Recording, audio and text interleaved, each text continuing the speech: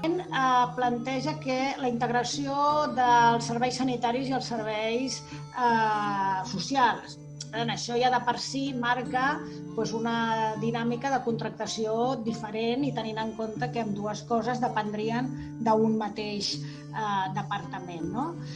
En segon lloc, el model de contracte que nosaltres proposem, que hauria de fer el CatSalut, en aquest cas, o l'òrgan que fos, amb les entitats proveïdores, i és molt important que tots juguem les mateixes normes del joc i tinguem el mateix sistema, perquè si no és impossible que els ciutadans, que els contribuents i que l'opinió pública tingui una idea comparada de què estem fent els uns i els altres, de forma que es complementi una mica, hi ha una feina que fa l'Aquas, i que aquesta comparació per resultats pugui també ser un indicador, generi una certa competència per resultats entre els proveïdors i que si el que ho ha fet millor també tingui el seu premi i tingui la seva penalització, o si més no tingui premi, doncs no és el que ho ha fet millor.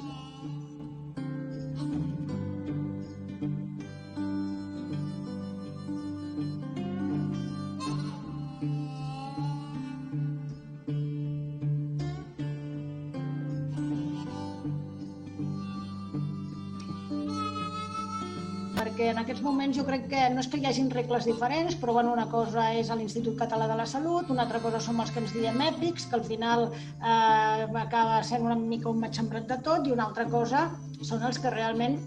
tenen potser el que més s'assembla a un contracte com ha sigut tota la vida, que són els que no són ni EPICS ni ICS, no?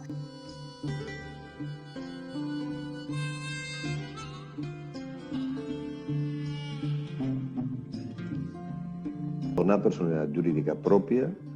als centres que encara no la tenen, o sigui, als centres de l'ICS. S'ha de contractar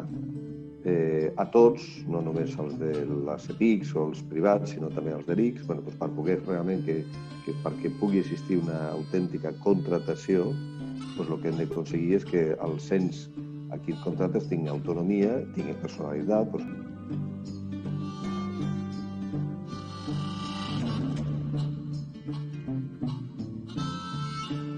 tinguin personalitat jurídica pròpia, no tinguin un òrgan de govern, no tinguin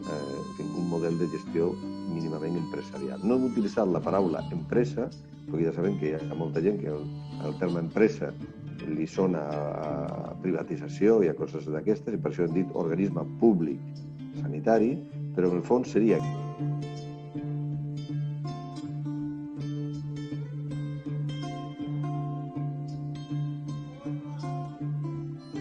que tingui un control financer ex-post, és a dir, no en intervenció, sinó en auditoria post, sense les limitacions que marca la normativa de la funció pública. Estem dient algo que té tot el sentit